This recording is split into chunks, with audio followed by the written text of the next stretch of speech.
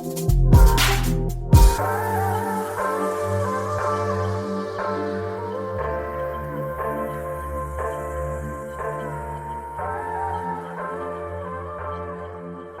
to Savage Minds. I'm your host, Julian Viga.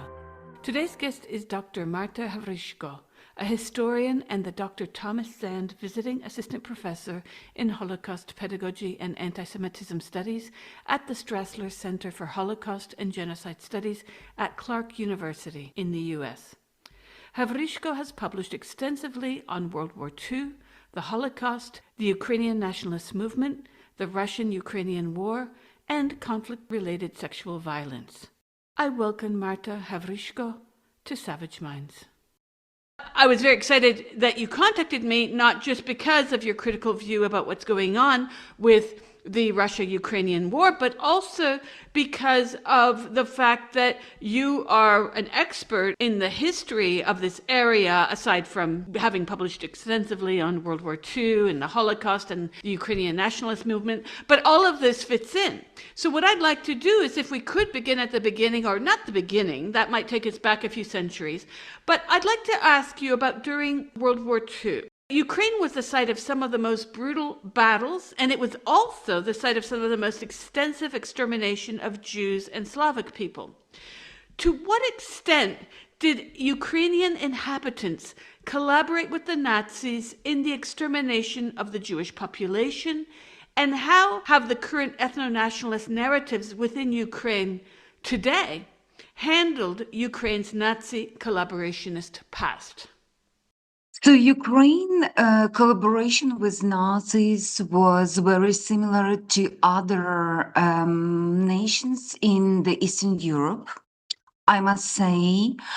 The peculiarity of this collaboration was that Ukraine was the nation without the state. Because before the Second World War, Ukraine nation was divided between several states. The biggest part belonged to the USSR, and due to after the beginning of the Second World War in 1939, the Molotov-Ribbentrop Pact, we remember that Soviet Union took the western part of Ukraine, that's why the biggest part belonged to USSR. But previously, in their interwar period, this part of Ukraine belonged to Polish Republic, to Czechoslovakia, to Romania, and then to Hungary, that was the ally of Nazi Germany in the Second World War.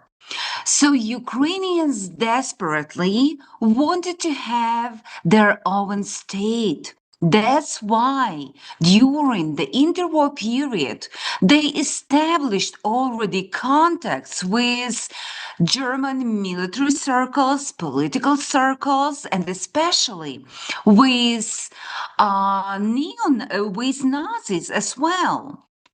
And they intensified those contacts after Hitler came to power, and some Nazi ideologists, for example, Alfred Rosenberg, they have some thoughts, so maybe Ukrainians will be given some sort of the state. That's why they developed this collaboration already in interwar period, because they wanted this nation.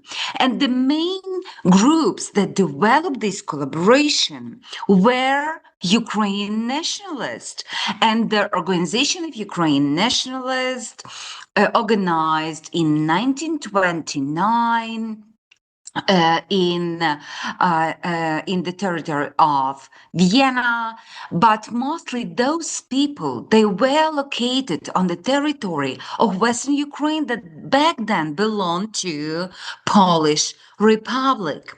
And as many other nationalist movements back then, they were very fascist. They had this ethno-nationalism. They had this cult of leader. They wanted to build and ethnically clean Ukraine, ethnically monolithic Ukraine. That's why they developed hatred to Jews, hatred to Poles, and other nations, other ethnic groups that belonged to Ukrainian lands and lived hand in hand with Ukrainians for centuries. That's why when the Second World War broke out, they organized anti-Jewish violence in many localities in Western Ukraine, mainly in big cities like Lviv, Stanislavov, meaning Ivano-Frankivsk, nowadays Ternopil, Zolochiv, Drohobych, and other localities. But what is very interesting, in today's memory politics and national memory, collective memory, these pogroms are remembered as organized violence that was orchestrated by Germans. But it's only partly true because, for example, in Lviv, in Zolochiv and other localities, Germans were present, yes, and they gave a free hand to local nationalists, members of Ukrainian nationalists underground, and they say, yeah, you can do that because they wanted Ukrainians to organize so-called self-cleansing operations. They wanted Ukrainians to do a dirty work for them. But at the same time, in many localities, members of Ukrainian nationalists underground organized pogroms by themselves. They were main initiators and organizers of brutal ethnic cleansing.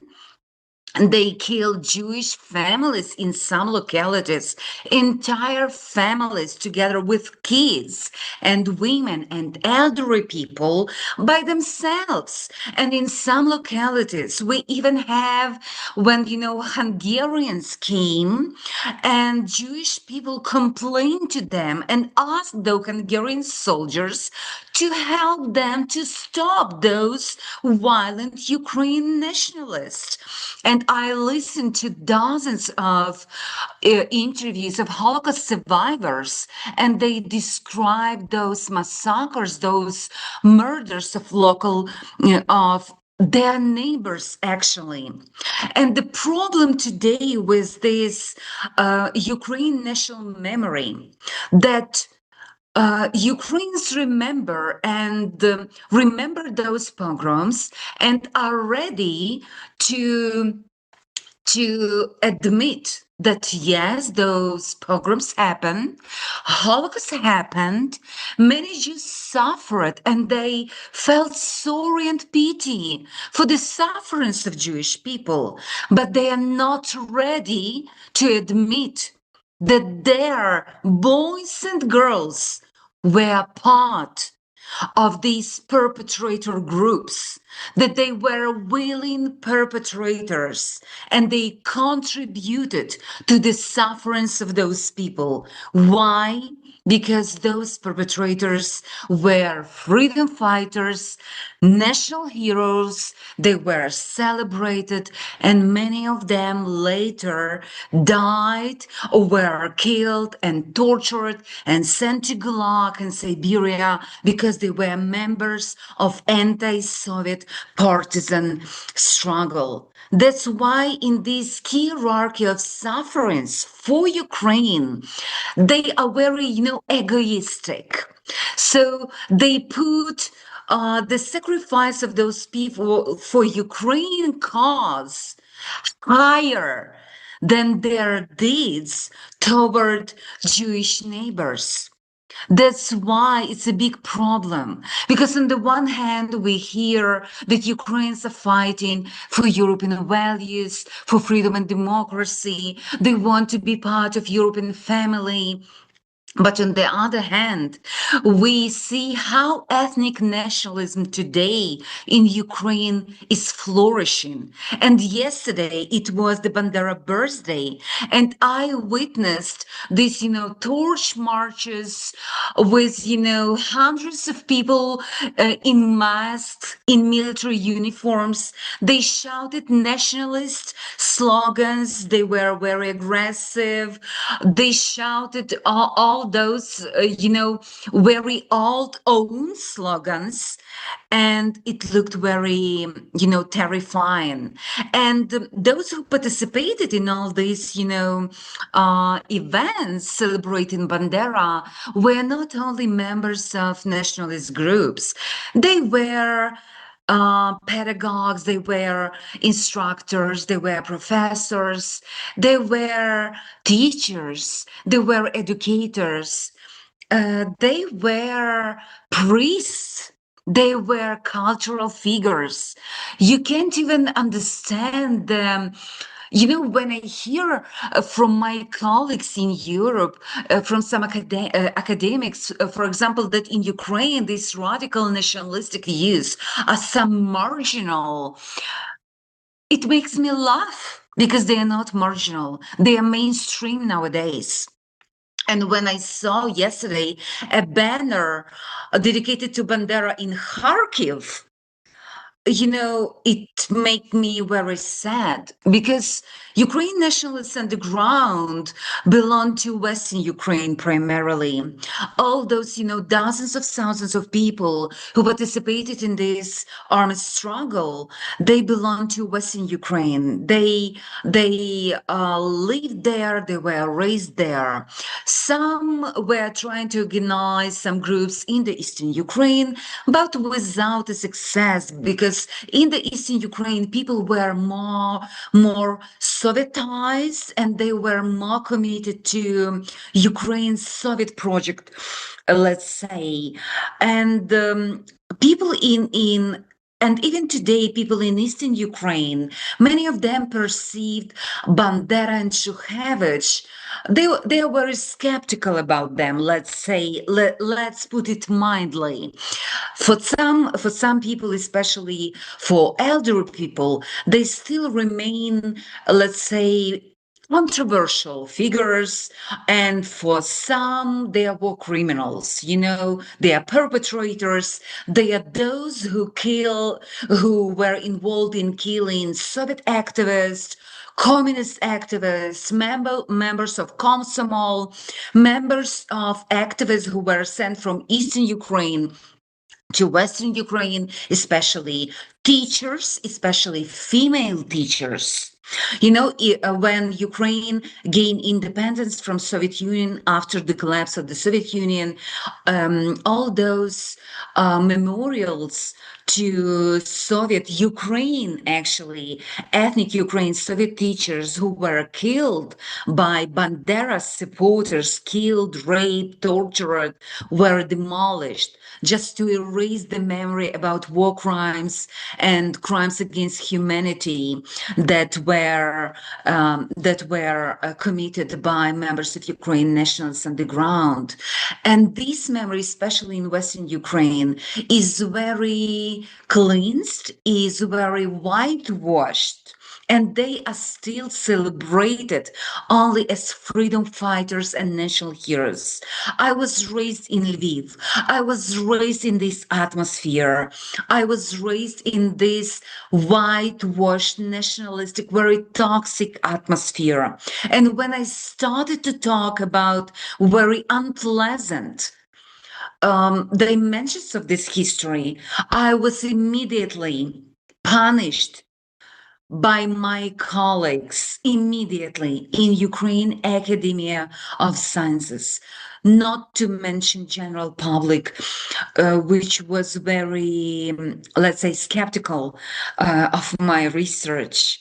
So this conspiracy of silence about war crimes, about problematic ideology of Ukraine nationalism, about their anti-Semitism, about its racism, is very problematic nowadays in Ukraine, because many far-right battalions and regiments that are part of Ukraine armored forces now, like Karpatska Siege, like Azov movement, like other brigades, like Raid Regiment, like others based on Pravy sector, for example, right sector, they adopted this ideology. They praise Bandera, they praise Shukhevich, and they never mentioned that they killed tens of thousands of Polish children, women, and elderly people. They never mentioned this.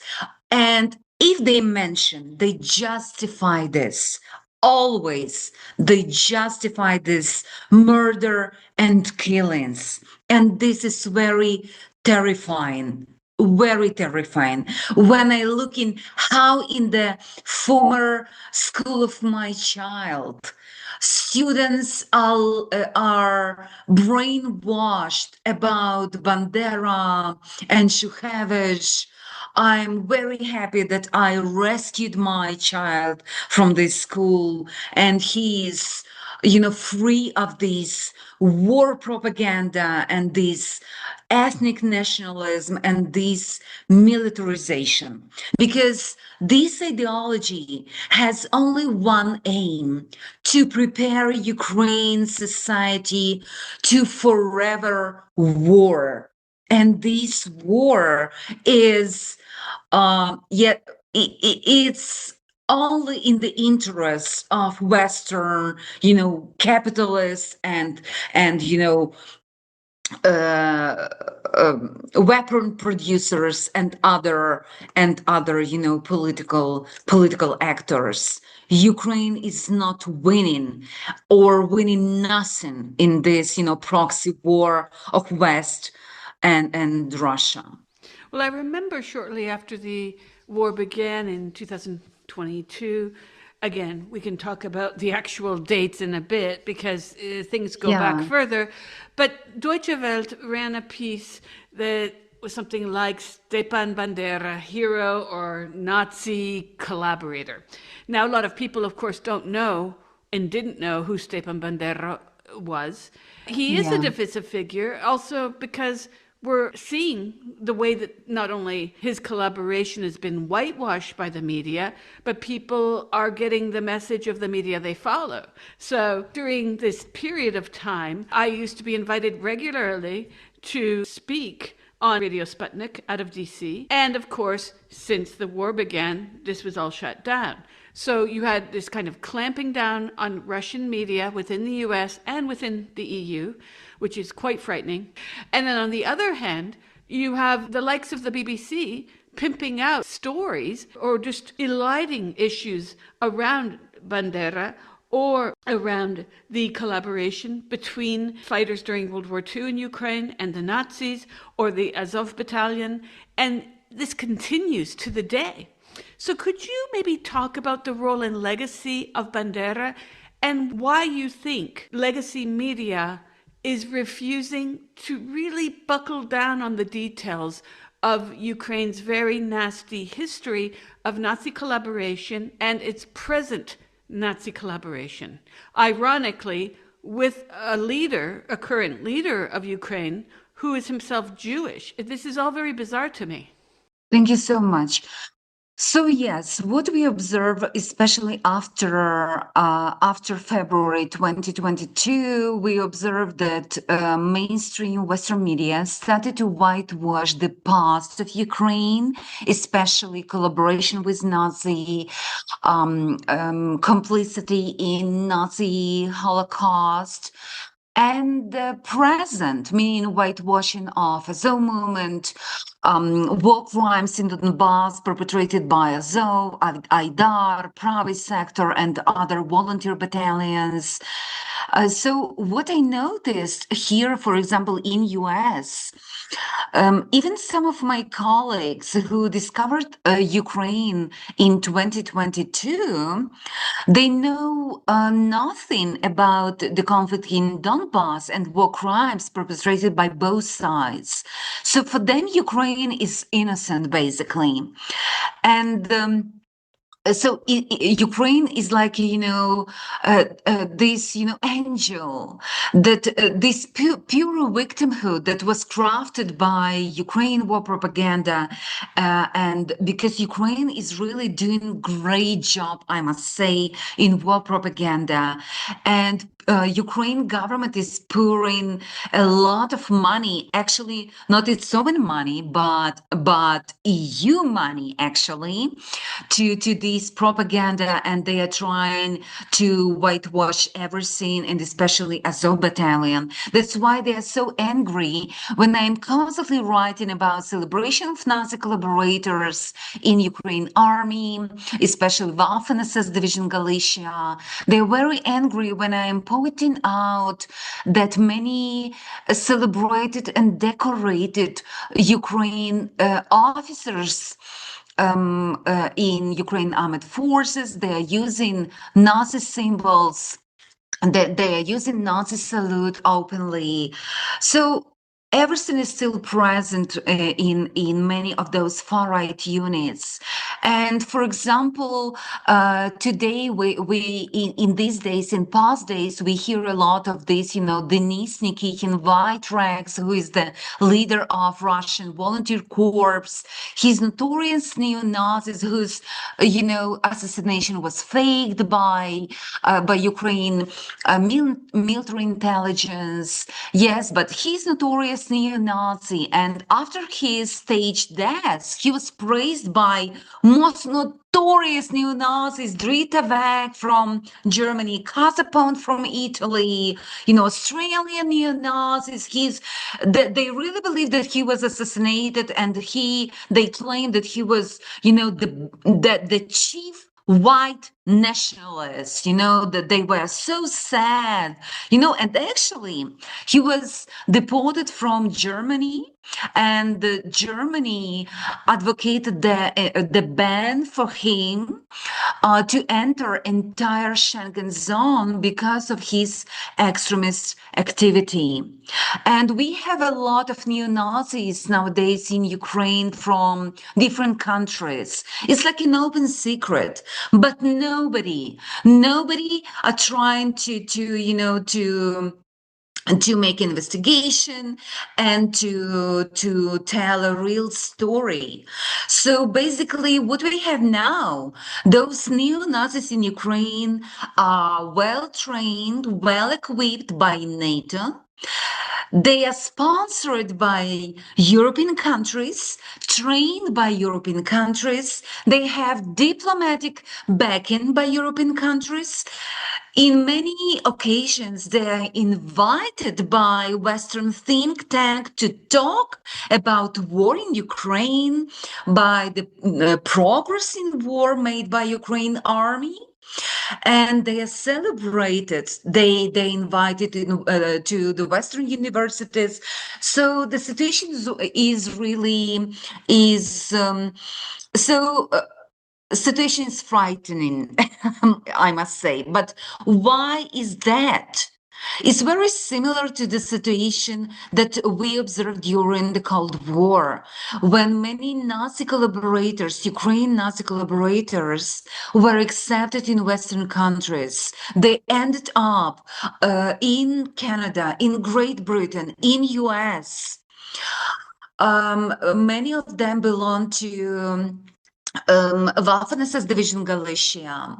Many of them were members of other military units that were part of Nazi Germany military machine, or they were members of auxiliary police or administration under Nazi occupation. They were welcomed in the West because, as we discovered recently from published CIA reports, many CIA experts call them explicitly, fascists, Nazis, butchers, murderers, basically bastards. But our bastards, because they were very valuable sources during Cold War because of their anti-Russian stance, because they were fanatics and they were very valuable. They were used by Western democratic powers in their struggle against Russia, against Soviet Union. And very similar situation we have now during this proxy war of the West against Russia. Those nationalists, those extremists are very valuable instrument against Russia. So the history repeats itself. Nobody cares who they are. They could be criminals, they could be murderers, and many of them belong to prison because of the war crimes, because they were involved in some, semi-criminal or criminal activity. Nobody cares. Why? Because they are very useful tool against Russia. And nobody will let them, to US, for example, or, they will be tracked down by, security services in Germany and other countries because they will be surveilled and so on and so forth. It's a problem of Ukraine. Yes, they are, they are dangerous. Yes, they are extreme. They are violent. But it's a problem of Ukraine. They are contained. They are ready to be an instrument of Western powers because they have benefits from this. Many of them receive, apartments, they receive social benefits. They became, national heroes. They are praised nowadays in Ukraine. So they improve their life, their financial situation. Nowadays, when you look at Ukrainian media, I could never believe that neo-Nazis who openly, talk about their, racist ideas, who openly talk about stripping of voting rights of women, of some draft dodgers or alleged draft dodgers, will be allowed to, to openly talk, in mainstream media in prime time. But this is Ukraine reality, and they are praised and they are celebrated in Ukraine as heroes, and they are talking about, anti-Muslim things, homophobic things openly in Ukraine. So it's very strange, but at the same time, it's very old phenomenon that says a lot about this alliance between Western superpowers and Ukraine nationalists. Very crazy, very extreme, very radical, but very useful for their Western masters in their desire to destroy, to bleed, and to weaken Russia by Ukraine hands. Recently, Azov movement, a couple days ago, they published a book about Greater Ukraine. And guess what? Some territories of Russia, like Povolzha, Kuban, like other regions, are included in Ukraine. But not only Russian territories, also some Belarusian territories, some Polish territories. So they are openly talking about imperialist project. And this Azov movement is, funded by European money. It's crazy. And Azov movement, I must say, it's the biggest, most, armed, most disciplined, and most motivated, and ideologically prepared, and most dangerous movement. So I am, it's really dangerous. Well, I'm always amazed by this reinvocation of the term greater when it comes to neo-colonial projects, such as what's happened in Gaza, with Israel calling for greater Israel, and now what you've just mentioned. Because living in London, I came across Greater London. That was used to refer to the areas that include legally, politically London, that are not necessarily within the center. I find it very interesting as well to hear you talk about this history because, as you know, living in the States, World War II in our textbooks growing up, we're not told at all about the important sacrifices that people made from what would be the Soviet Union, which led to, in fact, the downfall of Nazism and the end of World War II. We're taught the exact opposite. We're taught that as late as the US entered World War II, we saved everyone, right? It reads like any of those Howard Hawks movies that I'm sure you've seen. Yes. And all these movies were being made, even during the war, to script our success invariably. Now, what strikes me about this is that together with U.S. textbooks from elementary through high school eliding the very specific sacrifices of many people who were from what is today Russia and other of the post-Soviet countries. Basically, we're seeing a history also that legitimates the use of the atomic bomb. Again, Americans are not taught to question that. This is something that was necessary in order to end Japan's role in World War II. And we're not taught about Bolshevism. Not really. And there is a whole ethos within Ukrainian history of Judeo-Bolshevism and how this functioned, in fact, to blame a certain segment of the population for the crimes or the perceived crimes of the Soviet Union. And I would argue also just the crimes, since I've had discussions with people in recent months, even throughout my life.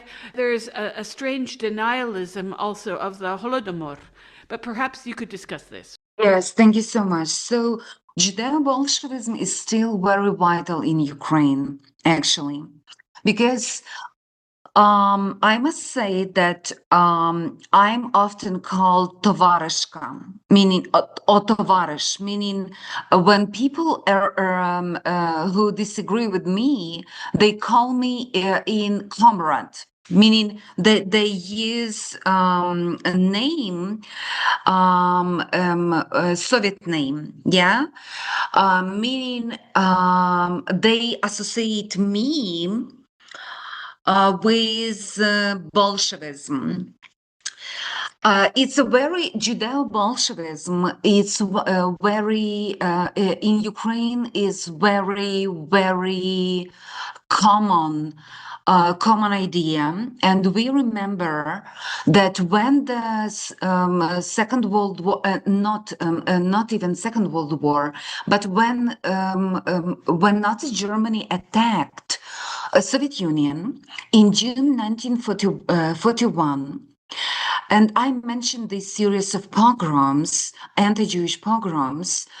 I must mention that the biggest pogroms happened in the localities when NKVD murdered in prisons Ukraine political prisoners.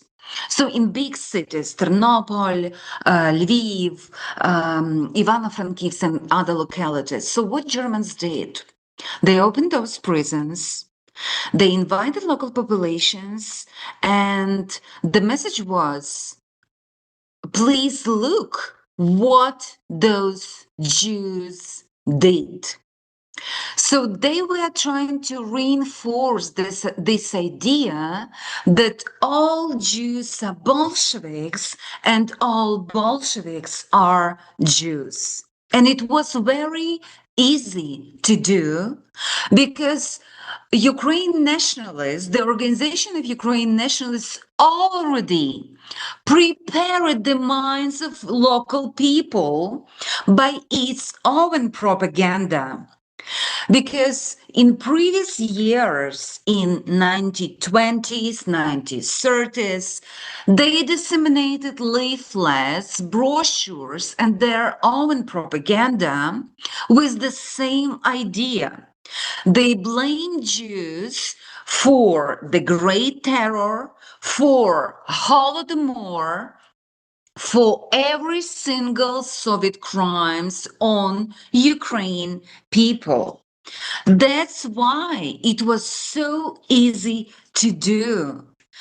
And we remember many Ukrainian people were not very well educated at that time.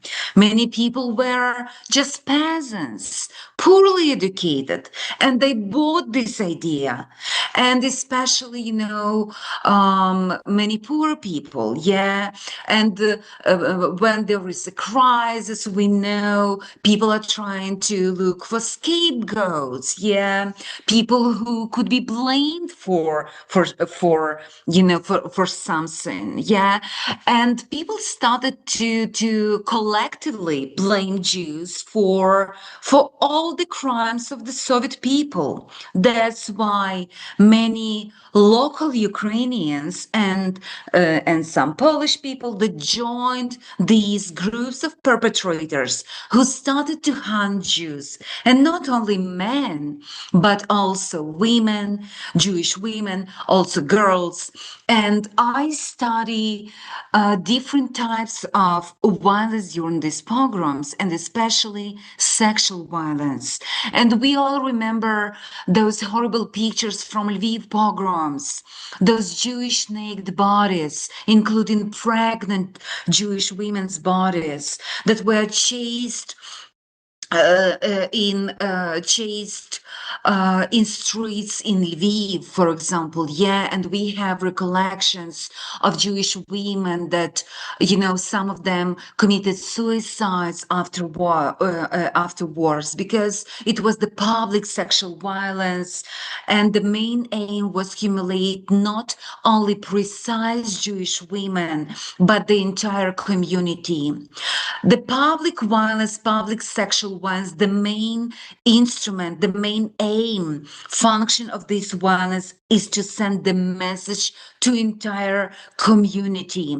You can't protect your women, your daughters, your sisters. You are weak. You are subjugated. We are winners. We are now running the world. Yeah, and Germans were manipulated the situations, and they made Ukrainians feel that they are, on the horse, let's say, and they can do whatever they want with these Jews. Yes.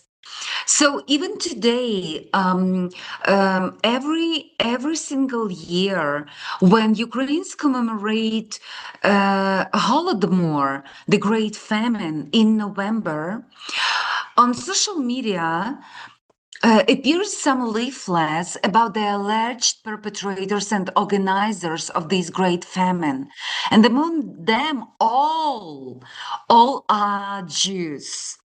Of course, most of them are fake perpetrators, meaning they are not fake persons, but most of them have nothing to do with the Holodomor.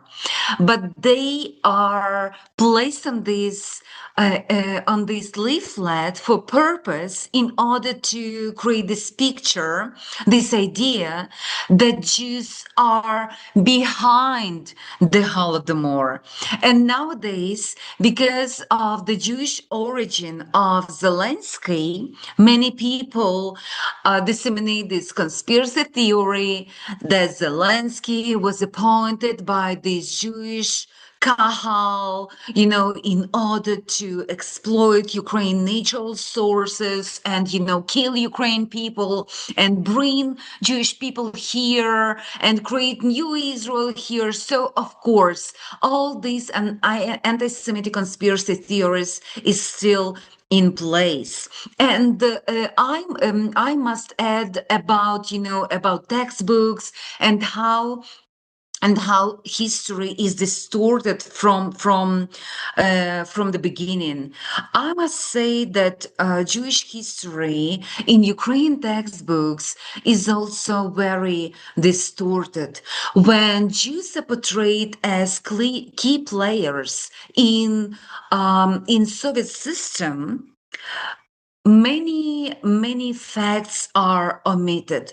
For example, in Ukraine textbooks, often the material that Jews were themselves victims of Soviet repression during the Great Terror is also omitted.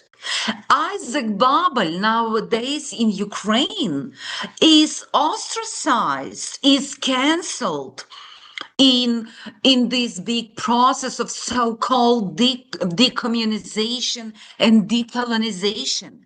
But Isaac Babel himself was the victim of this Soviet repression. Also, when Ukrainians are saying that they were the biggest victims of Soviet repressions, they forgot that from 39 to 41, many Jewish families from Western Ukraine were also repressed and their property was also seized. Just listen to testimonies, for example, of Jewish people from Western Ukraine. So I must say that Ukrainians need to work hard in order to include Jews and other minorities in their history. And nowadays, it's a Christmas time, it's a holiday time. And when I observe this Christmas plays organized by church, by school children, by some adults, we know that in this Christmas play we have a Jewish character who is still called Żyd, which is derogatory term in Ukraine and in Slavic countries and in Russia and other post-Soviet countries. But he's still called the Żyd, and he's portrayed in very stereotypical anti-Semitic way as a greedy Jew obsessed with money and profit, and this Jew is trying all the time to make money out of this poor Ukrainian peasant. And this image of Jew was modified and modernized during the war, Russia-Ukraine war, and sometimes he sells some weapons to Ukraine, and sometimes he's aiding Putin, and he's bombing maternity hospitals, for example, and he's aiding devil, for example. So we see many anti-Semitic tropes in this vertep, in this Christmas play. So Ukraine traditional culture is still keeping so many anti-Semitic tropes. So how we can, teach our children, the Jewish people were part of Ukraine history. They were building Ukraine culture. They were neighbors. Millions of Ukraine live here, in Ukraine lands, where doctors, where teachers, but instead they are portrayed as aides of demon, those who are trying to strip you of your property. It's crazy. And when I was trying to publish an article about this in Ukraine media, nobody wanted to do that. And I was called Ukrainophobe. I was called the agent of Kremlin because of that. I was called the person who is against Ukrainian traditions. It's ridiculous. We can't fight anti-Semitism and at the same time to cherish old anti-Semitism, religious anti-Semitism, political anti-Semitism. It's not okay. And I'm talking about this all the time. But during the war, it's very problematic to raise all this question because Ukraine nowadays is functioning in very simplistic way, black and white. Tell me who is the hero, tell me who is the villain. So it's very very problematic, and no one is interested in complicated, in more complex, let's say, narrative. Maybe a lot of this could be linked to the way that Ukrainians themselves understand their own history. Is there a fracture in Ukrainian society as to how World War II is remembered? First under the communist regime and then post Soviet Union. How has the remembrance of World War II changed, if at all? And I guess I would also tag on to this question. How do Ukrainians respond to what legacy media is putting out outside of Ukraine? Because surely with the internet, they can see the kind of drum beating that is going on right now within the EU with von der Leyen and her rearm Europe nonsense, trying to drum up the reasons to continue to arm Zelensky. But Zelensky's children aren't fighting this war. It's being fought by the poor of your country. Yeah, exactly. So I must say that Ukraine is deeply divided over the memory politics. And it was very obvious when 73% of Ukraine voted for Zelensky. Because after Maidan, so-called Revolution of Dignity, the memory politics in Ukraine was very extreme. It was very radical turn to ethno-nationalism, and the UNDUPA was heavily celebrated, and actually any criticism of Ukraine nationalists on the ground was forbidden. And then on the highest national level, they started to impose this very different narrative of the Second World War. And in this narrative, basically, 6 million of Red Army soldiers and officers became or victims of Stalin regime, primarily victims, or perpetrators even for some crazy nationalists, but never heroes. And nowadays, we have a lot of exhibitions produced by key national memory agent, Ukraine Institute of National Memory, about history of Ukraine military. And we don't see any mention of the Red Army. So we have millions of people who fought Nazis, who liberated cities, Ukraine villages from Nazis, who died and suffered in the Second World War, and their names are just deleted from national memories. They are fallen heroes. They are not present nowadays in national memory. And who are present? Bandera, Shuhevich, Waffen-SS Division Galicia, and other Nazi collaborators. Nowadays, we have renaming streets after different Nazi collaborators. So Ukrainians, by their own hands, basically gave entire victory over Nazism to Russia, Belarus, and other countries. So when I am hearing that some Ukraine politicians are complaining that Putin stole victory in the Second World War, no, guys.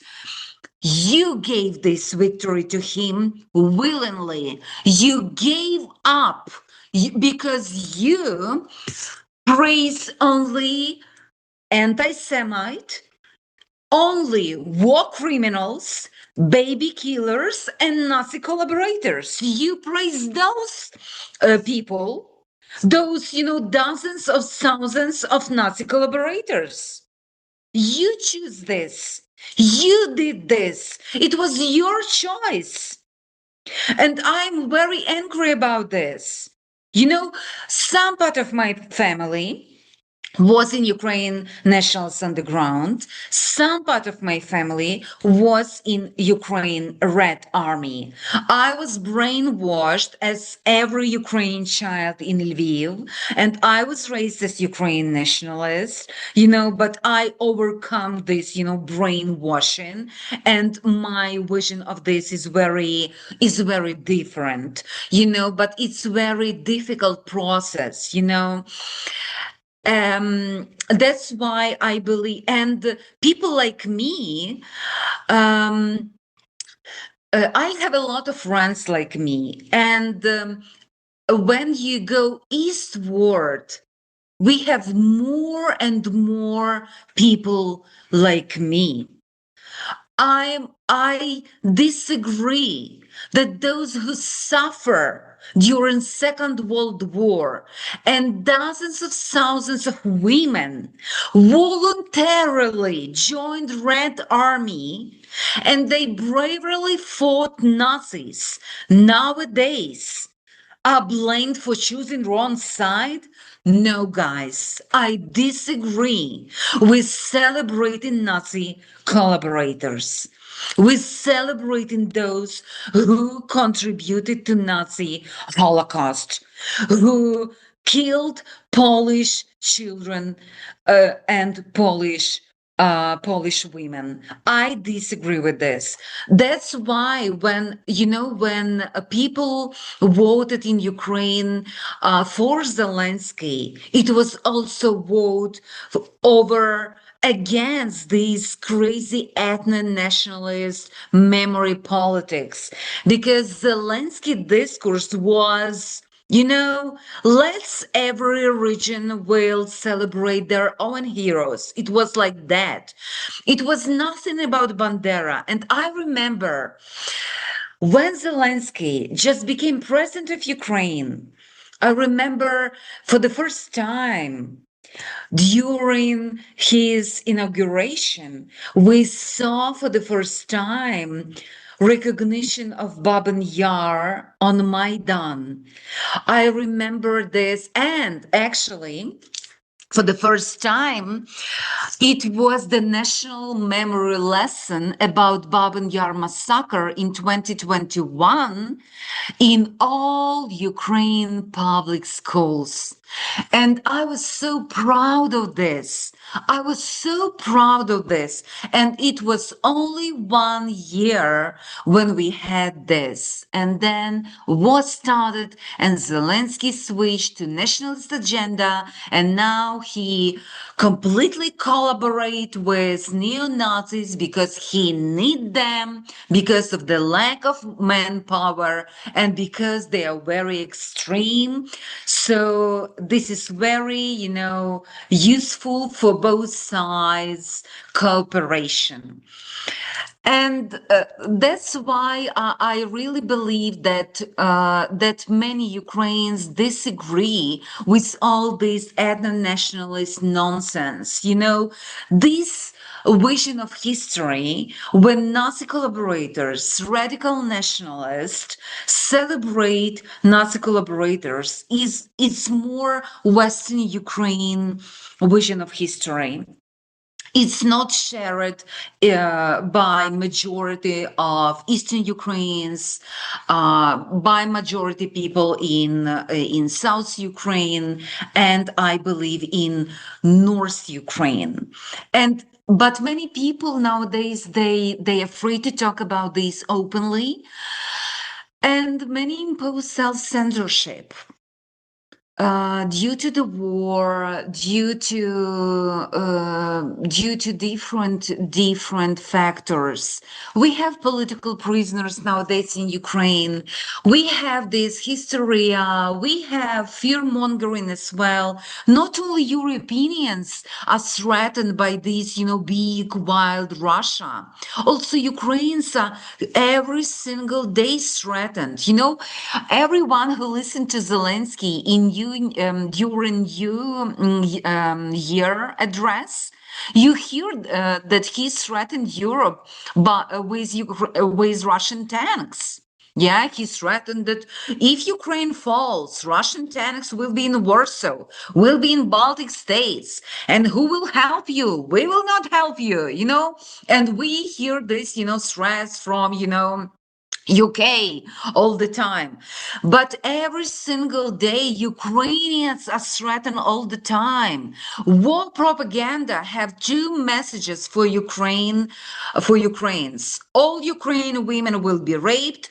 All Ukrainian men will be mobilized to Russian army and sent to conquer Warsaw, Baltic states, and Berlin.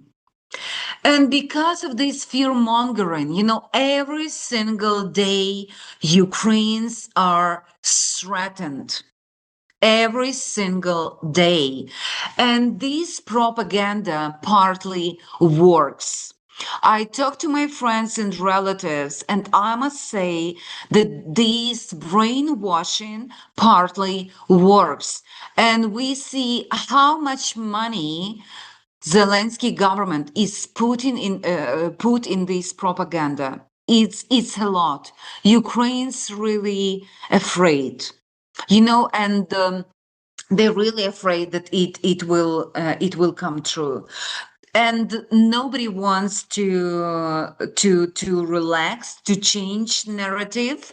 Everyone wants. So there are many actors, let's say, that are interested in keeping this war in at least in 2026. So I'm not sure that peace is coming. You're listening to Savage Minds, and we hope you're enjoying the show.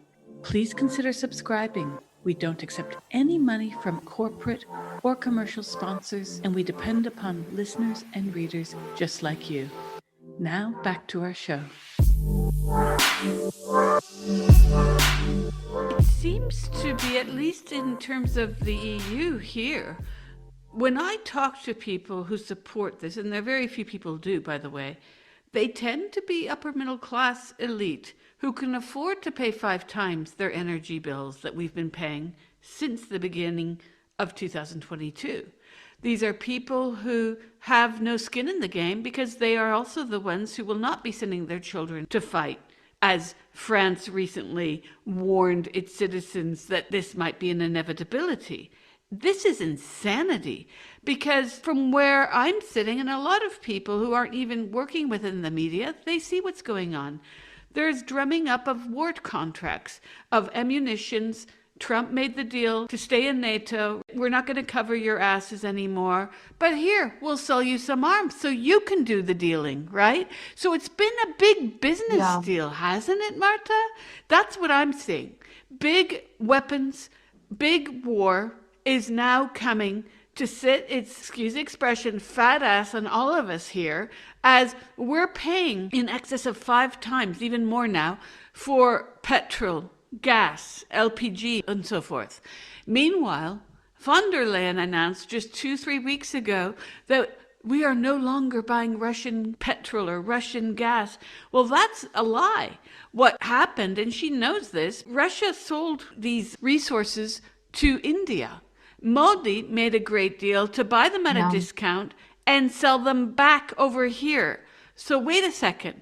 We're getting drummed into our brains, even my kids, they go to school and they're being told about global warming, but von der Leyen has just enacted some of the worst policies for ecology. That we aren't buying the local gas, we're watching the local gas being shipped over to India and being shipped back to us. Isn't that insane? And we're paying in excess of 5 times the price, if not 10, for these same resources that, had there just been an agreement, would be nearby or relatively nearby. Yeah, exactly.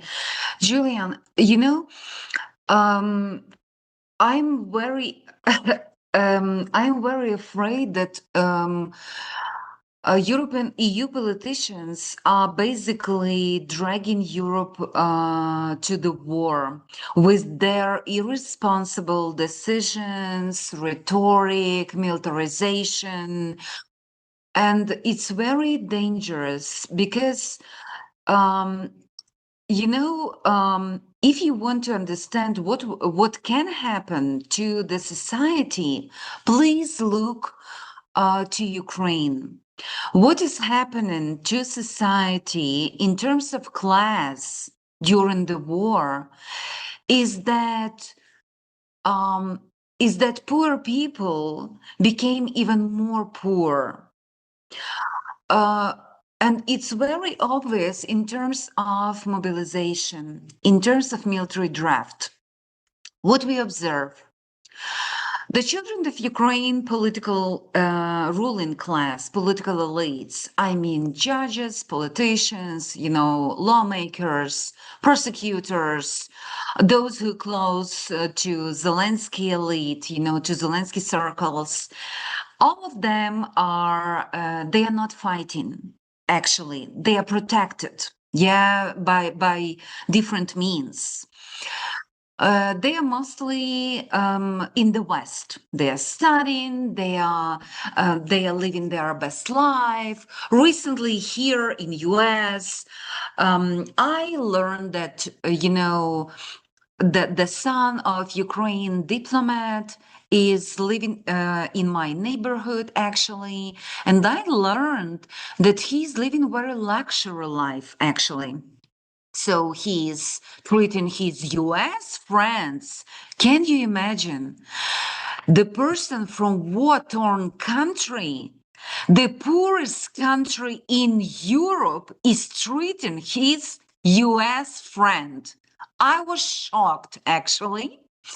So, but many poor people, working class people, they are hunted in the streets by press gangs, shot in the vans, and after 3-4 weeks of military training, despite of their state of health, they could have, they could have cancer, they could have tuberculosis, they could have other diseases. Nobody cares because of the lack of manpower. They are sent straight to the front line, sometimes in the hot spots. The main problem is the lack of infantry, and the mortality rate in the infantry nowadays is just enormous. That's why majority of those who are dying nowadays, they are working class people, they are peasant people. In Ukraine, we have entire villages without men. Only, men with disabilities, elderly men, invalids are left. While, people with, money, people well contacted, only those people can survive the war. So if other countries will be dragged to the war, we will observe the similar situation. Is it social justice? I doubt this. And it's so unfair. And their parents are lawmakers, and they are trying to make this mobilization even more harsh. They are trying to lower mobilization age. It means that more poor men, working class men, peasant men, disadvantaged men will die. But, as a feminist, I always feel sorry when I see some part, and it's a mainstream, actually, Ukraine feminism nowadays. I call them femi-nationalists. They sided with Ukraine nation state and they promote militarism.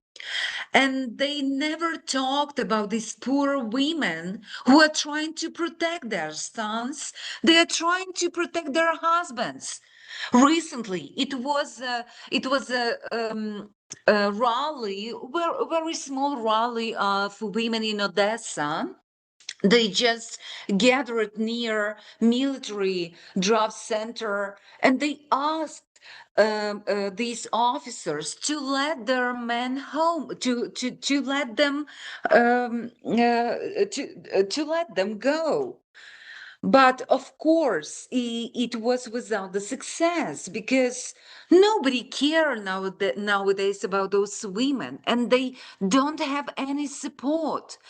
And the problem is that this movement, local movement, these initiatives, they are branded as Kremlin's initiatives.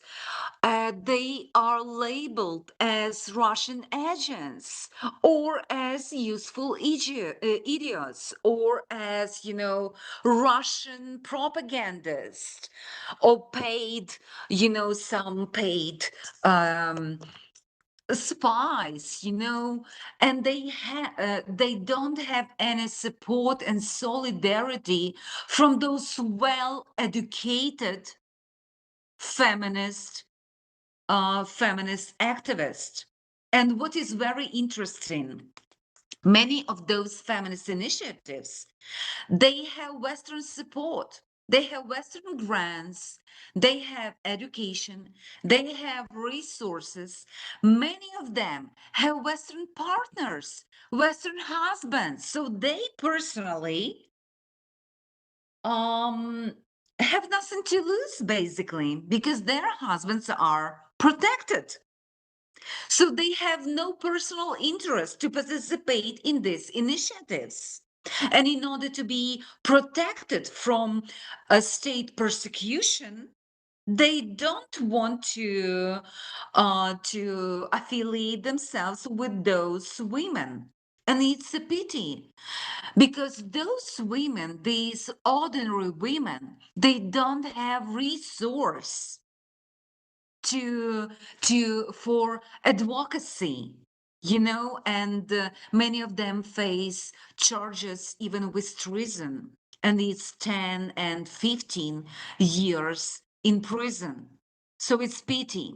Yeah, it's very difficult situation nowadays. We're seeing a lot of crossover from what you're saying now. I've observed it as well online. A lot of the feminists that I've been covering for the last 13 years have become very pro-war, whether it comes to Ukraine or Gaza. And I'm thinking, Yeah. I don't think any real sort of feminism can logically include war. It just isn't feminist. But whatever, let's forget logic. Let's put logic on the bomb shelter there. I am noticing another thing, though, and this is something we're going to be covering in the next podcast, the way in which Western governments implant ideology. It's ideological capture that has happened, especially in countries like yours, former Eastern Bloc countries, where NGOs have come in and sponsored political thought under the guise of art grants, education grants, promotion of Yes. democratic ideals. Can you talk a bit about that? Actually, in Ukraine, it's very vivid. It was very visible during this Nabu. Remember when Zelensky wanted to basically strip the main anti-corruption body, Nabu, of its independence? And it was, rallies organized by youth. So guess what? The main source foundation, the chief of this main source foundation was present on these rallies. And this is very indicative, actually, because NABU is very pro-Western body. It was organized by Western actors, and is controlled by Western actors. And nowadays it's very obvious that its activity is very tied to Western interests in Ukraine. So, and when Trump, actually, when Trump cut off USAID funding, almost all Ukraine independent media lost their funding. So how the hell they could be independent if they are funded by foreign bodies? So they promoted in Ukraine this very pro-American agenda with very specific ideas. When I was younger and I was in Ukraine and I was reading specific media, I had this very specific view of America, I must say. And nowadays, I constantly share this, romantic view of America with my students. Yeah.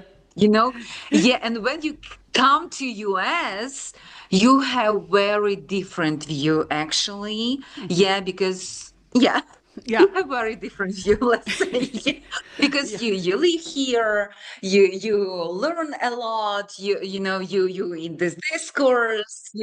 You see the poverty. Yeah, you see the poverty. You see who lives behind the bus stations. Exactly. You see gun violence, you see what is behind this gun violence, who is interested in keeping, guns running and all this stuff. You see this, why US is called prison state. You see all this stuff. It's very, you see international politics and so on and so forth. But in Ukraine, US is always portrayed as, country of, freedom, democracy. So good empire, let's say, you know, and so Western agenda is very clear. So those grants, they have enormous impact on creating these images of Western superpowers as, good friends of Ukraine. Yeah, they are not exploiters. Yeah, they are friends of you. Russia is the enemy. Yeah, and we are friends. Yeah, and it's very obvious for me what is their agenda. It's very obvious. It's almost comic as much as it is very sad, however, because Yeah. now that the world economy is on its last days, as capitalism is dying, folks, and people are now seeing the myth behind the screen. I think of America as that scene when Dorothy is meeting the great Wizard of Oz and Toto pulls the curtain. And there you have the man behind the curtain making the levers go. But he's discovered, and instead of admitting he's discovered, he's even more manic and pulls the levers even more quickly. There are wonderful things about the United States. I am myself American, and there are beautiful things, but much of what is beautiful is also idealistic, and it rests in the hands of those who can afford to have those freedoms. We see it. We see it here in Italy as well. We see it in the UK as well, where constitutions, guarantees of certain rights are written down, but in order to make sure you have them, especially in this financially unstable world, it's very hard for everyone to access those same freedoms. And when it comes to war and the US war machine, what I find fascinating is that during lockdown, people would get really angry at me because I would post Tucker Carlson, who was making some very good criticism, class-conscious criticism of what was happening during lockdown. And people, oh, but he's a far right, he's a... I'm like, listen to him. You're just spouting nonsense that you've heard from someone on social media and you haven't actually read or listened to him. I think you should. As time went on, I started to notice that the bulwarks of leftist, quote unquote, leftist publications like Jacobin were pushing lockdown. And I'm thinking, oh my God, am I in Groundhog Day and am I in hell? Like, I couldn't really make sense of it. That's when I launched Savage Minds, in fact, because I realized that there was this kind of exchange of meta-narratives going on where the left and the right were shifting, even crisscrossing like strangers on a train, each other's murder. I was seeing more and more people on the right espousing what many would call Marxist ideology, even though they would not say that. And people on the left, these neoliberals, pushing for war. And I'm thinking, oh, this is awful. That's when I started to notice the feminists The feminists were very, very engaged with pushing wars, not just there in Ukraine, but also in Gaza and elsewhere. Oh my gosh, I had a quote unquote feminist come on my wall 2 months ago who said that Venezuelans want the US to invade. And I'm thinking, are you on crack? That's just not true. This is simply not true. There's a reason why Latin America has bolstered itself against what is clearly a hegemonic battle by the US, and they've stepped up to support Maduro.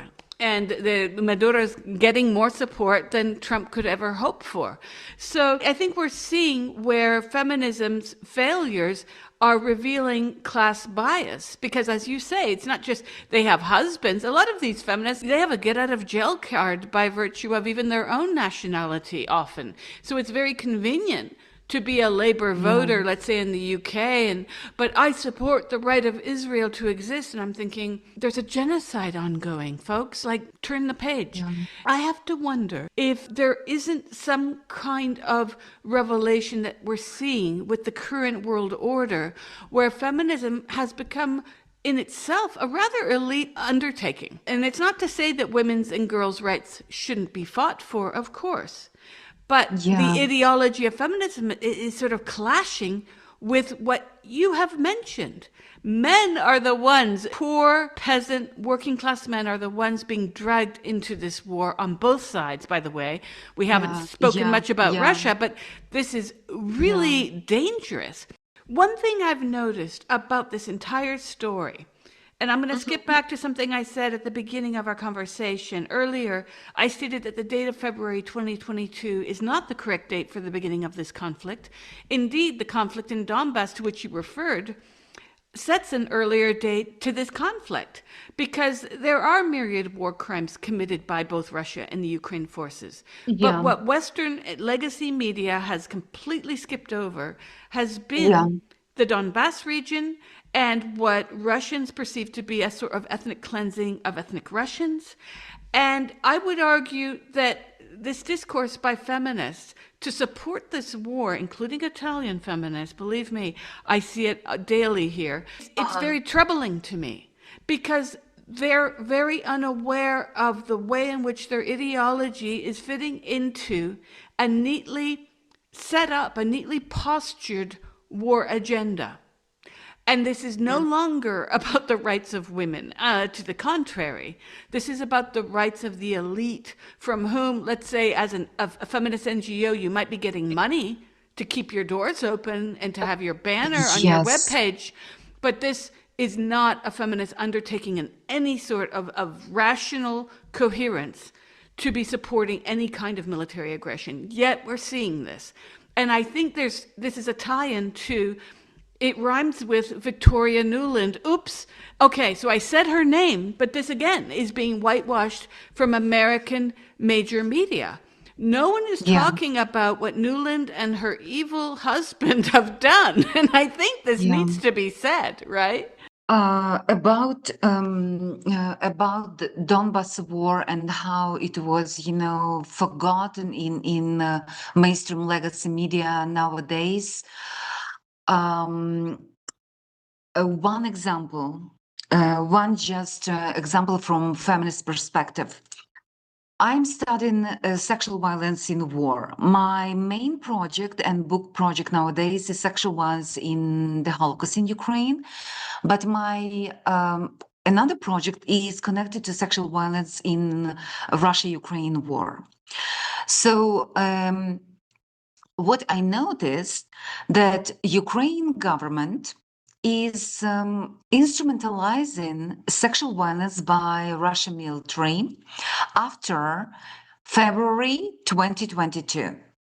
And what we see narratives only of convenient women, meaning those who were tortured sexually by Russian military or by so-called separatists from Donetsk and Luhansk. And very often especially when they talk to international audience, meaning they are talking outside Ukraine, they put vyshivanka, meaning Ukraine traditional clothes. Yeah, they put vyshivanka. They go to speak outside Ukraine, and they speak about their traumatic experience, and those voices are welcomed. Yeah, they are promoted. They by Ukraine government. They get full support. But what voices are silenced? What voices are not welcomed? Voices of Ukraine actually women, they are Ukraine citizens who were raped and tortured by Ukraine army, volunteer battalions, or by Ukraine armed forces. Those who are, for example, they were somehow affiliated with so-called separatist forces. So they were blamed to be collaborators, for example, or they were blamed for aiming Russian forces, or they were blamed for spying, or just, that they just, yeah, in quoting marks, they were raped. And those women are completely absent in all these narratives. So Ukraine government is using this trauma for political purposes. So we have this atrocity propaganda, we have this hierarchy of perpetrators and hierarchy of victims. We don't see full story. We only see those, welcomed victims and and those perpetrators who need to be seen in order to draw this, picture of brutal Russian perpetrator. And in this picture, there is always connection with brutal Russian Red Army soldier.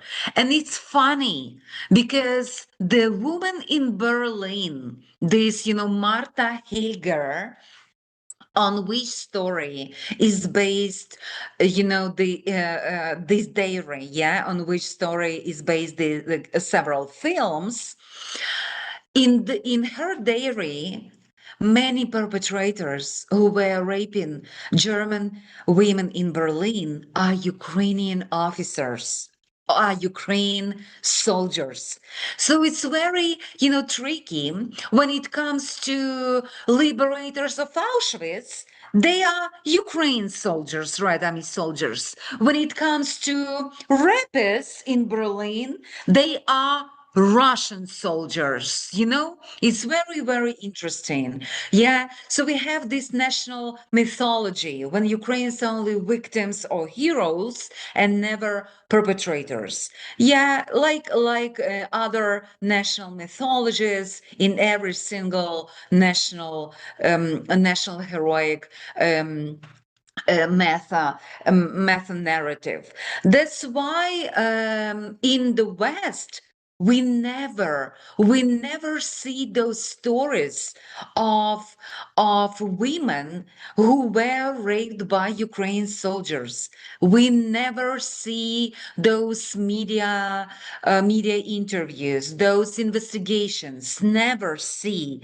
And it's a pity because Western media contribute to this hierarchy of victimhood and hierarchy of perpetrators. So they are using these very progressive feminist ideas about women's rights, about protection of women and children in war, and instrumentalize this for very specific political reasons to demonize Russia and use this specifically against Russia. In the latest UN report, yes, we have a lot of cases of sexual violence perpetrated by Russian military, especially in detention. But even in this report, we have 66 confirmed cases of sexual violence perpetrated by Ukraine armed forces. And what else is very interesting? In feminist discourse and in political discourse about sexual violence in Russia-Ukraine war, we have mostly women. Why? Because women and girls are very convenient victims, women and children. It's very, it's those victims, they are those victims that produce, pity. They are very convenient in these narratives of war. Yeah, because gendered narratives of war, they produced images of women as victims, children, women, elderly, and men as heroes. But this war, in this specific war, Russia-Ukraine, majority of victims of sexual violence and sexualized violence are men. Why? Because majority of sexual violence is happening in captivity. I mean, sexual tortures, nudity, for example, I mean beating, I mean threats of rape, castration, penectomy, and other cases of sexual violence. That's why, and according to UN reports, approximately 90, 95, 98% of Ukraine pose suffering different types of tortures at the hands of Russian guards or other Russian actors while in captivity. That's why the majority of victims and survivors of sexual violence in this war will be men and boys. Majority will both military and civilians, but they are not so public. Why? Because during war propaganda want to build the image of man as a defender, as a protector, as a strong man. They need a defender. They don't need a weak man who can defend itself, who can defend its family, its land, its children, and so on, so forth. That's why they never make an accent on men. This war propaganda, atrocity propaganda, this political discourse surrounding sexual violence is centered on women. And these women are, they have this national signs. They explicitly that they have this national identity. They present themselves as Ukrainian. They never allowed to be only women. In their representation, they often portray themselves as Ukrainian. Why? Because they want to portray sexual violence as genocidal, meaning sexual violence always as a tool of war. But we know from different cases that in many cases in this war, sexual violence is not always is a tool of war. It could be opportunistic as well, but for means of war propaganda, in most cases it's portrayed as instrument of war, as a tool of war. So it's another instrument of informational war from different sides, let's say. And nowadays we hear that Russia is using crimes, including sex crimes by Ukrainians in Kursk Oblast, in order to also portray Ukrainian soldiers as savages, as criminals in Russian land. But general public in the West, they never question behavior of Ukraine soldiers. They are not ready to talk about the deeds of Ukraine soldiers. Never. And it's very, very problematic, I believe, because the picture which is created is very black and white. It's good and evil. It's a saint and villain and devil. Yeah, and it's very, very, very problematic because it has nothing to do with peace. It's more to do with more war, more confrontation, and more death and destruction as a consequence of this. And so far, what are the numbers? How many are dead on both sides of the equation? This question is really problematic. The recent investigation by BBC and Media Zona, Russian media, claims that they confirmed they know names of 160,000 of Russian soldiers who were killed in the front line. But they believe that there are 300,000 of Russian soldiers killed. Uh, but there are also missing people and people who were wounded. Ukrainians claim that the general number of Russian losses is approximately, both wounded, killed, is approximately 1,000,000 and 2 or 300,000.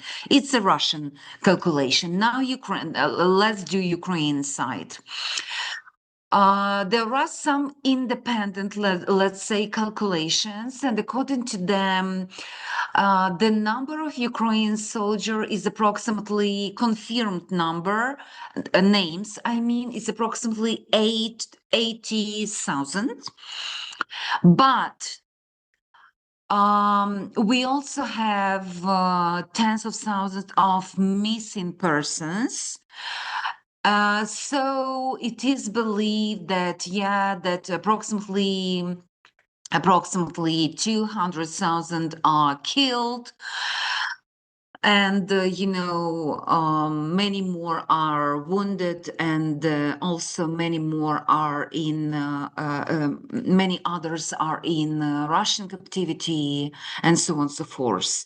Of course, the question of numbers is very, very tricky because war is still going on and every side is trying to manipulate the numbers and hide the numbers.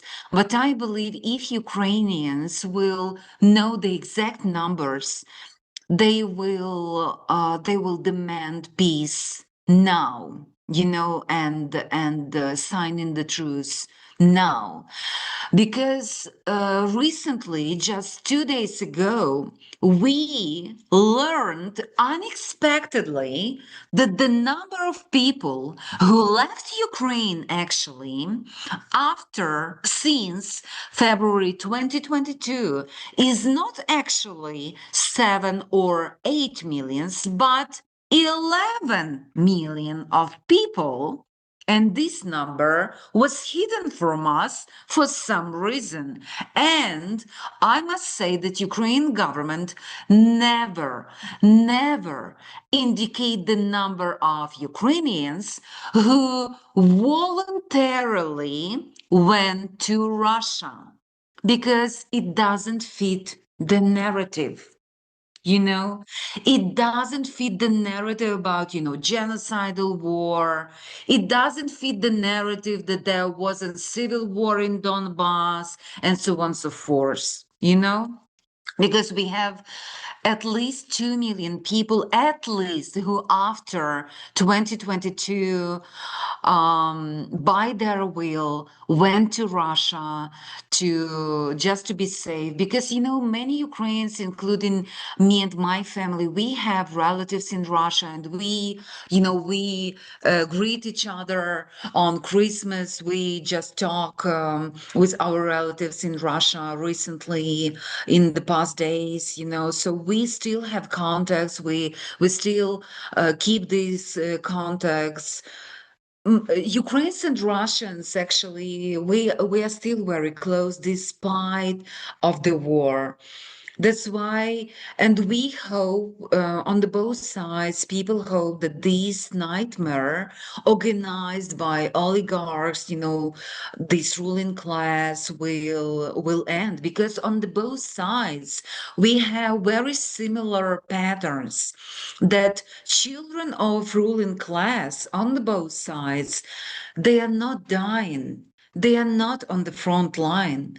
They are not bear the cost of this war. Poor people are dying, and um, we we are tired. We are tired to bear the cost of this war. Two of my sisters are in Lviv. Of course, it's not, Donetsk, it's not Kharkiv, it's not Odessa who are suffering the most. But still, every single time when rockets or drones are, flying over Western Ukraine, I'm worrying. I can't sleep. They have little children, so it's very it's very tragic every single time you just hope that they will be safe. Yeah, it must be horrible and to not know from one minute to the next, especially with the way the coverage seems to almost celebrate the violence, which is itself a Yeah, controversial, as if we told you so, let's send more money. Zelensky goes to DC with his hand out. See, we're really exactly. needed. It's very strange, this sick neo-colonial relationship that Zelensky is now maintaining with the White House. And I have to wonder, though, what's going to happen, because just recently Newland was in the news again and she confirmed all of which we knew. Her role is not minor. The US role in this, it's been called a false flag operation from the beginning. I think it is as well.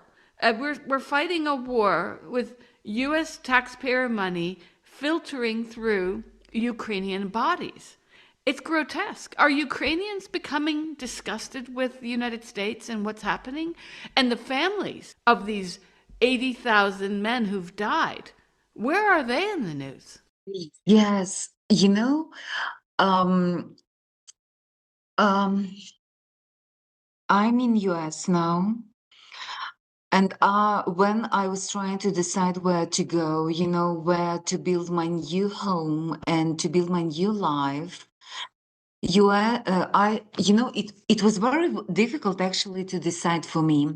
Of course, it wasn't Ukraine, because I faced death threats from far right, that enjoy, support from Zelensky and his, security services.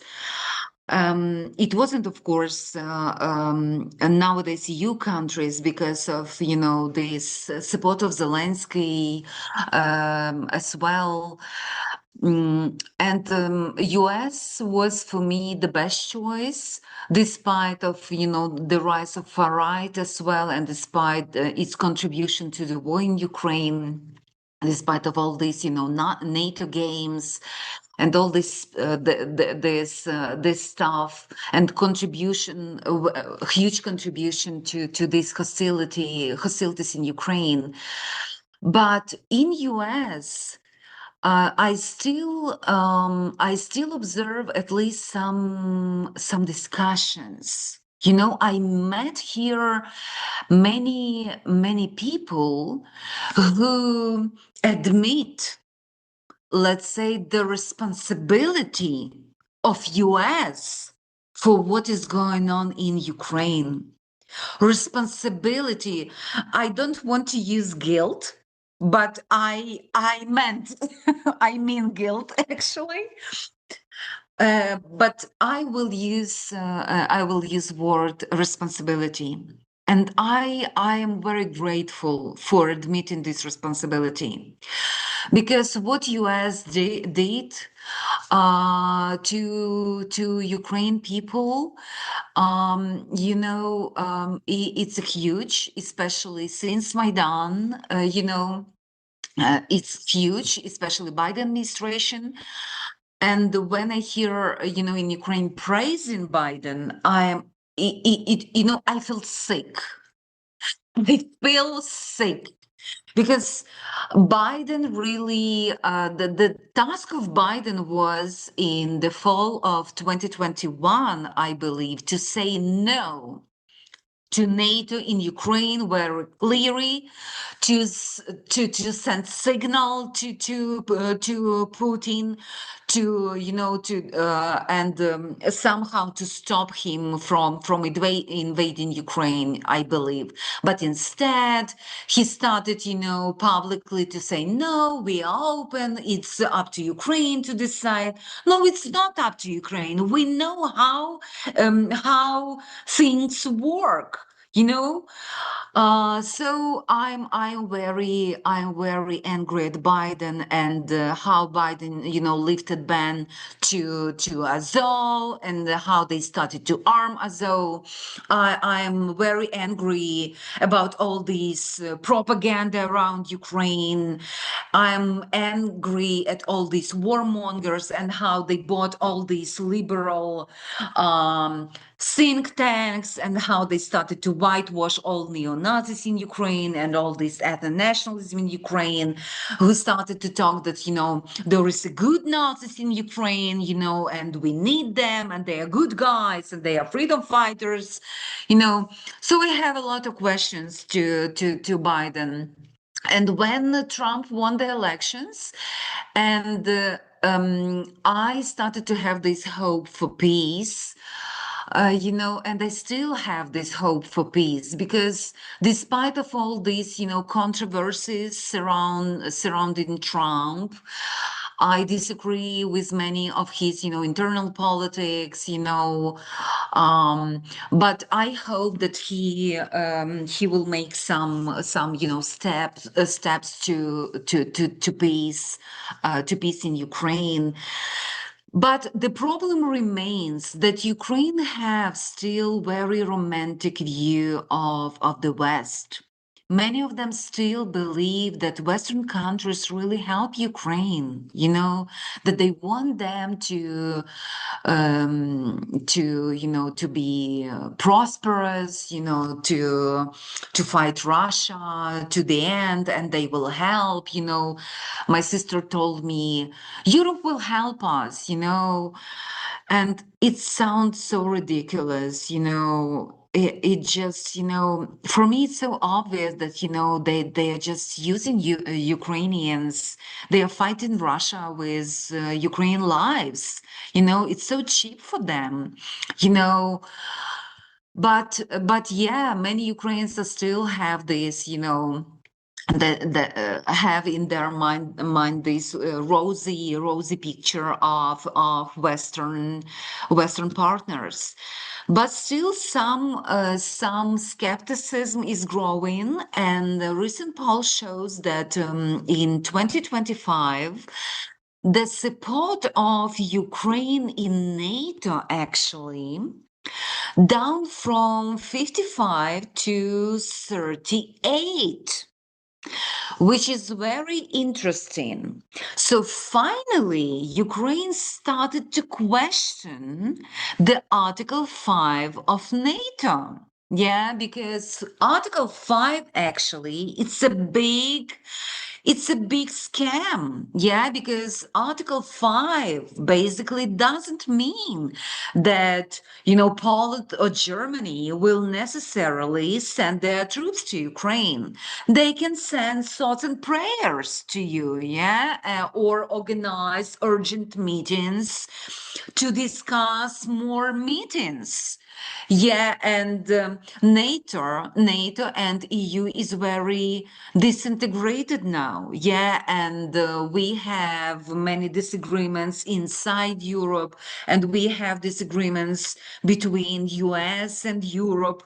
That's why we observe that Ukrainians became very skeptical also about the Western powers. To be honest, Ukrainian nationalists in Ukraine that they are pushing this idea that Western men are feminized, emasculated, and they are not ready to be a real man and defend their countries. So I believe that's why that they have this idea that they are only one in Europe that are ready to fight. So they must be paid well because they are ready to protect also other European countries. And I believe that some European leaders even believe that they can use, after the war in Ukraine, they can use actually Ukraine men, because we have already hundreds of thousands of Ukraine well-trained with combat experience men to defend Europe actually. Yes, from potential security risk in the future, because they don't believe that European men actually will fight. Fascinating, given the feminists, by your analysis, would therefore be buttressing a very sexist rendering of the Yes. roles of men and women. It's phenomenal, but when we start to move towards Gaza, the analysis becomes even racialized and quite grotesque. Yeah. But the numbers of mortality and injured, if I were a Ukrainian watching my leader trot over to DC every so often with his hand out, I'd want him out of office real fast. I am shocked that the power of ideology is still winning hearts and minds, because even though we know it's the poor and the peasant class largely being killed in this conflict, is Ukrainian society so divided that you have, like in the United States, the train tracks that separate the rich from the poor? Do the rich know nobody? Is it not that they have gardeners whose sons are killed or whose gardeners themselves are killed? How is it that there's such a divide? Because this is so grotesque. 80,000 men killed. How is that possible? It's like an open secret. Ukraine society was deeply divided across class line even before the war. That's why we have 5 million people, 5 million pensioners who, even before the war, had the pension 50 euro per month. And we had Ferrari and other luxury cars in our streets, a lot of them. And actually, it was even an issue when the war broke out, because I remember I fled Ukraine together with my son, and then I took my nephew, and we ended up in Switzerland.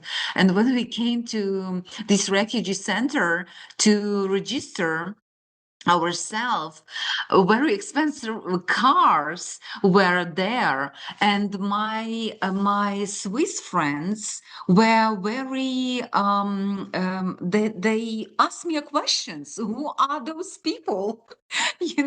And the same we hear in Germany, the same we hear in Poland. We hear those complaints. How is that possible in this poor country? Because Ukraine is a very poor country actually, and still, we have 10.5 million pensioners who are very poor. Even lunches for students in schools in Ukraine are paid by German government nowadays, by EU as well. And Ukraine people, let's say, somehow are used to this. That's why this scandal with Mindic and Energoatom, this corruption scandal, actually, people make jokes about this. Yeah, people are angry, people make jokes, but it doesn't actually make people go to rallies and protest against Zelensky, because people are so used to corruption in Ukraine, and that ruling class are just can do whatever they want, and that they have whatever they want in Ukraine and just escape justice and do whatever they want. It's so sad Ukrainians are so tolerant to the corruption because they don't know a better life. And it's very sad. It's very sad. It's so normalized in Ukraine. Yeah, well, I'm just wondering when they're going to boot Zelensky out, because his presidency seems to me to have been the biggest disaster for them. He's been as good as signing mineral deals with Trump and the US, raking in money for a war that his kids are not fighting in, that his brothers or cousins' children will not be fighting in. It's very clear. So I would think that Ukrainian class consciousness would be on the rise about now. Actually, it's not only about Zelensky's children. I can list numerous of children of our politicians who are in Austria, Switzerland, UK,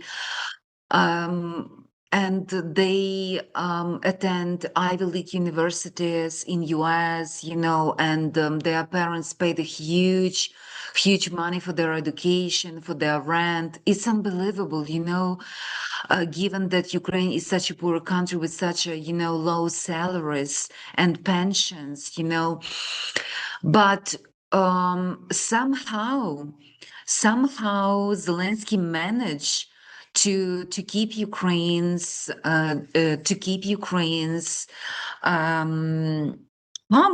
let's say. My idea was, yes, now we observe the main protest nowadays is directed against forced mobilization, is the main sphere where Ukrainians are trying to save at least their life. Yes, we observe every single day in every single Ukraine town. Dozens of videos when Ukrainians are trying to save unknown even people. They organize themselves because they know that those people in military uniform, they are working for those ruling class, for those politicians, and they are kidnapping poor people. So basically, they are they they send those people to the death, and they are trying to rescue those people. So it's the biggest sign of resistance of working class people to Zelensky and his government. But I'm not sure if we can expect the bigger explosion of this rage. I don't see February 1917 mood, let's say, yet. Why? Because EU is giving money to cover basic needs. Well, that's going to keep people banging the war drums a bit more. That's unfortunate. Yes. But it's also evil. Because again, the EU doesn't care about us. It is the poor and working class who are paying the higher prices of heating their homes. In fact, we have now record deaths of elderly and other people, just the poor who can't afford to heat their homes. So this is all thanks to the wealthy of Europe that allow this to go on under the guise of Putin is the next Hitler. Isn't that the most ridiculous thing you've heard? It's crazy. Why? Of course, you know that. Yeah, this take is make me laugh. We understand why they are pushing this take, because after the Second World War, after this memory work, we have a consensus in Europe, in Western Hemisphere, that Nazis were evil, and Hitler was the biggest villain in our human history. That's why when you making this point, it means that you can't can't make a deal with him. He must be erased. He must be killed, and so on and so forth. And they are doing this in order to keep this war going on, in order to sabotage any peace deal, any peace negotiation, and in order to make more money out of this war at the expense of Ukrainian lives and the destruction of Ukraine. And this is pure evil.